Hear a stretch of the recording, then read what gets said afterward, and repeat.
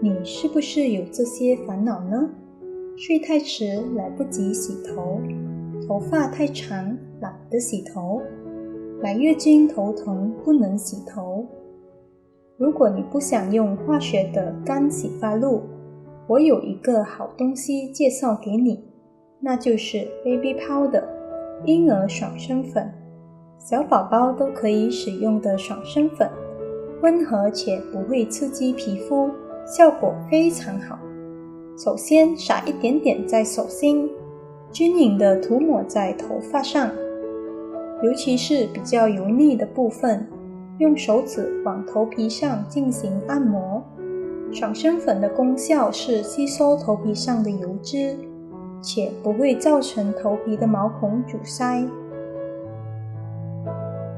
欢迎收看 Be My Best 频道，喜欢的朋友请点赞和转发分享。这个 CP 护发素是可选可不选择使用的，我个人比较偏向于使用它，因为婴儿爽身粉只有除油脂的功效，但是无法让头皮干爽舒适。喷一喷护发素的话，可以让头皮保持一整天清爽不油腻，十分舒服。接下来用吹风筒吹一吹，让婴儿爽身粉和护发素更加均匀地被头皮吸收。